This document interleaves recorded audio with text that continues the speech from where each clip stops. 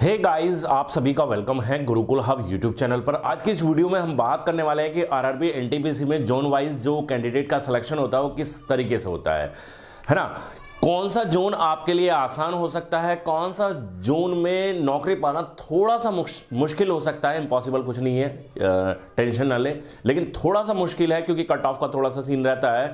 तो वो सब मैं इस वीडियो में डिस्कस करूंगा। पोस्ट प्रेफरेंस अगर आपने ऑलरेडी पहले फिल कर दी हैं और आप उसमें चेंज करना चाहते हैं तो उसमें आप क्या कर सकते हैं। तो इस वीडियो को टिल एंड तक देखें, एक एक बात को क्लियरली समझ के चलें। मैं यहां पर सारी जानकारी आपके साथ क्लियरली समझाकर आपको बताकर चलूंगा। वीडियो पसंद आती है, वीडियो को लाइक जरूर से किया करें, शेयर जरूर से किया करें, और रेलवे से संबंधित कोई भी जानकारी इंफॉर्मेशन आपको चाहिए तो इस चैनल को जरूर से सब्सक्राइब कर ले, साथ ही बेल आइकन प्रेस कर ले ताकि सारी वीडियोस के नोटिफिकेशन आपको टाइम से मिलते रहे। वीडियो में आगे बढ़ने से पहले मैं आपको बता दूं, अनअकैडमी पर आरआरबी एनटीपीसी एग्जाम के लिए एक प्रैक्टिस सीरीज चल रही है, एमसीक्यू टेस्ट सीरीज। उसको आप फ्री ऑफ कॉस्ट ज्वाइन कर सकते हैं। डेली मंडे, ट्यूसडे और वेडनेसडे को ये सीरीज आपको सुबह 10 बजे मिलेगी, जहां पर मंडे में आपको मैथ्स का टेस्ट मिलेगा, ट्यूसडे में रीजनिंग और वेडनेसडे में आपको जीके जीएस का टेस्ट विद एनालिसिस आपको मिलने वाला है। लिंक मैंने डिस्क्रिप्शन में दिया है, वहां से जाकर आप इसको ज्वाइन कर सकते हैं। अगर आप अनअकैडमी पर प्लस पर जुड़ना चाहते हैं तो मेरा रेफरल कोड है MOHIT मोहित YT10। इस रेफरल कोड के साथ आप सब्सक्रिप्शन लेकर अपनी पढ़ाई को और बेहतर बना सकते हैं। तो चलिए हम आते हैं अपने टॉपिक पर, और आज है हमारा टॉपिक जोन वाइज कौन सा जोन आपके लिए यहां पर बेहतर हो सकता है अगर आप आरआरबी एनटीपीसी के लिए तैयारी कर रहे हैं। तो देखिए, सबसे पहले हम वैकेंसीज की बात करेंगे। तो वैकेंसीज कुल मिलाकर इस वक्त जो वैकेंसीज हैं वो 36,000 के आसपास है। तो अगर 36,000 हम वैकेंसीज को देखें तो सबसे ज्यादा जो वैकेंसीज हैं अभी फिलहाल में वो कुछ जोन्स में हैं। जैसे कि हम बात करें इलाहाबाद जोन में अच्छी खासी वैकेंसी आपको देखने को मिल जाएगी। मुंबई जोन में आपको अच्छी खासी वैकेंसी मिल जाएगी देखने को, ठीक है। साथ ही हम यहां पर बात करें कोलकाता जोन में भी ठीक ठाक वैकेंसीज हैं, ठीक है। और चेन्नई जोन में यहां पर अच्छी वैकेंसीज हैं, ठीक है। मैं बताऊंगा डिटेल में कि आपको कितनी कितनी वैकेंसीज यहां पर देखने को मिल रही हैं। और सिकंदराबाद जोन, ठीक है। और ये कुछ ऐसे जोन हैं जहां पर vacancies compare to other zone ज्यादा है। जैसे इलाहाबाद में अगर वैकेंसीज की मैं बात करूं तो इलाहाबाद में जो वैकेंसीज है अभी करंट में जो वो है 4030 वैकेंसीज, ठीक है। वहीं मुंबई जोन में जो वैकेंसीज है वो 3665 वैकेंसीज हैं। कोलकाता जोन में आपको वैकेंसीज मिलती हैं 2949 वैकेंसीज। चेन्नई जोन में आपको मिल जाती है वैकेंसी यहां पर 2694, और सिकंदराबाद जोन में आपको मिल जाती है वैकेंसीज यहां पर 3234, जो कि अपने आप में अच्छी खासी वैकेंसीज है। उसके अलावा चंडीगढ़ जोन में भी आपको ठीक ठाक वैकेंसीज मिल जाती है, करीब करीब 2483, ठीक है। तो चंडीगढ़ जोन भी हम यहां पर ले लेते हैं, ठीक है। कितनी है 2483 वैकेंसी, ठीक है। बाकी बेंगलोर जोन में भी बेंगलोर जोन की भी बात कर ले तो वहां पर भी 2470 वैकेंसीज हैं, ठीक है। 2470 वैकेंसीज, क्लियर। तो ये तो हो गई इस वक्त जो आरआरबी एनटीपीसी के अंतर्गत जो वैकेंसीज का विश्लेषण है वो किस तरह से बिखराव है, क्लियर। अब यहां पर कट ऑफ का जो सीन रहेगा, जो जोन वाइज कट ऑफ बनेगी, भाई सीबीटी फर्स्ट का एग्जाम होगा, जोन वाइज कट ऑफ बनेगी। तो अब यहां पर कौन सा जोन ऐसा होगा जहां पर आपको स्कोर करना मतलब कम स्कोर पर भी आपके सिलेक्शन के चांस रहेंगे, और कुछ जोन ऐसे होंगे जहां पर कम स्कोर पर बात नहीं बन पाएगी। तो मैं वो चीज यहां पर थोड़ा सा क्लियर कर देता हूं। कुछ और जोन मैं यहां पर इंक्लूड कर लेता हूं क्योंकि उसी में ही सारी चीजें हम थोड़ा सा कंपेयर कर पाएंगे। जैसे मैं अजमेर जोन की बात करूं, ठीक है, अजमेर जोन में भी वैकेंसीज है 1773, ठीक है। वहीं मैं बात करूंगा यहां पर भुवनेश्वर जोन की, ठीक है।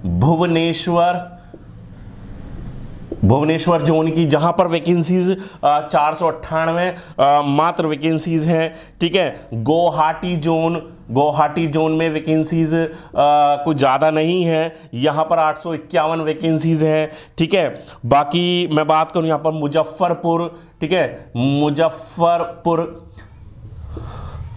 और यहाँ पर वैकेंसीज हैं 329। पटना जोन है, ठीक है, पटना जोन है, ये जोन है 1039 वैकेंसीज है। ठीक है, और सिलीगुड़ी जोन है, सिलीगुड़ी, यहाँ पर 443 जोन, 400, ये दिख नहीं रहा होगा आपको, सिलीगुड़ी में 443 वैकेंसीज है। ठीक है, तो ये कुछ जोन्स हैं। अब यहां पर देखिए, ये यहां पर मैंने कुछ लिमिटेड जोन्स ही लिए हैं 6, और यहां पर 13 जोन के बारे में मैंने यहां पर लिखा है। ठीक है, तो अब अगर हम देखें तो यहां पर जो सबसे ज्यादा जो स्टेट वाइज अगर स्टूडेंट अपीयर हुए हैं वो यूपी से हुए हैं। अब इसका मतलब ये नहीं है, एक गोरखपुर में यहां छोड़ गया, गोरखपुर जोन जरूर लेंगे। ठीक है, मोस्ट फेवरेबल जोन है स्टूडेंट्स के माइंड में। ठीक है, 1298 वैकेंसीज है। तो स्टूडेंट्स के माइंड में क्या होता है कि जब वो गवर्नमेंट जॉब की तरफ जाता है और जब ये देखता है कि लास्ट टाइम जब कट ऑफ किस जोन की कम रही है ना, स्थिति वहां से थोड़ा सा निकल कर आती है कि लास्ट ईयर किस जोन की कट ऑफ कम रही थी, तो उस तरफ वो थोड़ा सा मूव करता है। बट इस बार स्थिति थोड़ी सी बिल्कुल चेंज हो गई है ना। पिछली बार की मैं बात करूं तो सिकंदराबाद जोन, ठीक है, सिकंदराबाद जोन की तो खैर टफ थी cut off. Patna zone, Muzaffarpur, Guwahati, Bhubaneswar, ये बड़े आसान जोन थे। बेंगलोर, ठीक है, सिलीगुड़ी, यहां पर सिलेक्शन लेना आसान था क्योंकि कट ऑफ जो थी वो सभी में 65 के अराउंड थी। जबकि कुछ जोन थे जैसे इलाहाबाद जोन हो गया, कोलकाता जोन हो गया, सिकंदराबाद, चेन्नई जोन हो गया, यहां पर कट ऑफ 75-77 के अप्रोक्स गई थी। तो आप कुछ समझ सकते हैं कि 10 से 12 नंबर का वहां पर डिफरेंस देखा गया था आरआरबी 2016 के एग्जाम में, जब उसका सीबीटी फर्स्ट का रिजल्ट आया था। बट इस बार स्थिति थोड़ी सी चेंज होने वाली है। चेंज क्यों होने वाली है? क्योंकि जहां पिछले बार के एग्जाम में जिन जोन में वैकेंसीज कम थी वहां कट ऑफ ज्यादा थी, जहां पर वैकेंसीज अब ज्यादा है, और मैं मानता हूं कि वहां पर compare to last year cut off इस बार थोड़ा कम रहेगी।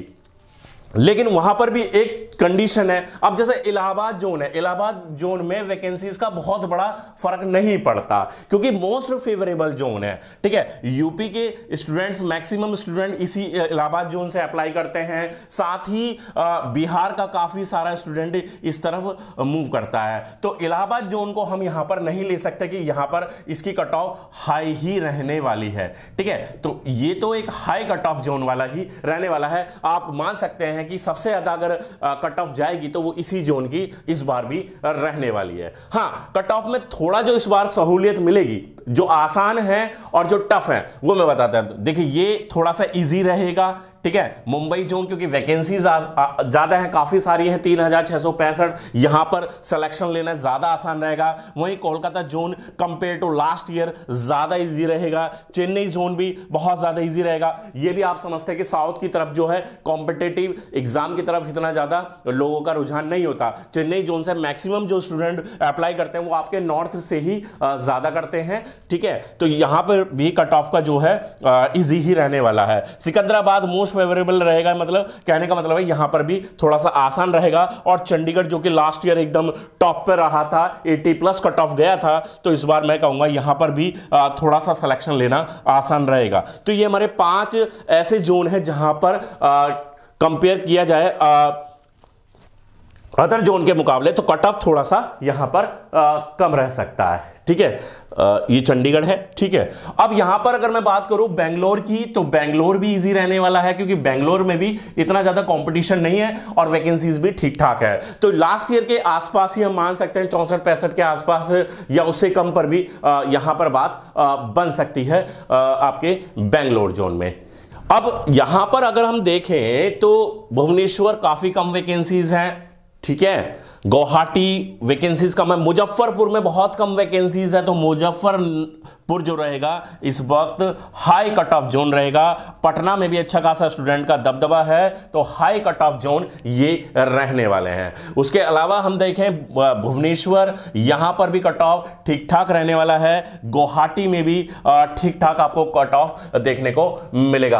अजमेर में मिला जुला रहेगा, मतलब वो कह सकते हैं कि एवरेज मॉडरेट लेवल पर, ना आप हाई कट ऑफ कह सकते हैं ना ही आप बहुत कम कट ऑफ कह सकते हैं, ठीक है। मिला जुला असर यहां पर रहेगा, एवरेज यहां पर कट ऑफ आपको देखने को मिल जाएगी। वहीं सिलीगुड़ी में भी आपको कट ऑफ थोड़ा सा एवरेज देखने को इसलिए मिलेगी क्योंकि वैकेंसीज हालांकि कम है यहां पर, बट यहां पर जो एग्जाम में अपीयर होने वाले स्टूडेंट्स हैं वो भी कोई खास ज्यादा नहीं है, ठीक है। तो इस तरीके से हम बता सकते हैं, इस तरह से हम बता सकते हैं कि हमारे पास कुल मिलाकर 6-7 ऐसे जोन हैं जहां पर सिलेक्शन लेना थोड़ा सा आसान हो जाएगा। वहीं पर कुछ जोन ऐसे हैं हमारे पास 5-6 जोन जहां पर सिलेक्शन लेना थोड़ा सा मुश्किल रहेगा। अब कुछ बच्चे और भी अलग अदर भी जोन से होंगे, जैसे कि अगर मैं मालदा जोन की बात करूं तो मालदा जो है मालदा जोन से भी लगातार स्टूडेंट्स का रुझान रहा है, ठीक है। यहां से भी काफी सारे स्टूडेंट अप्लाई करते हैं, तो यहां पर ही मैं कहूंगा कि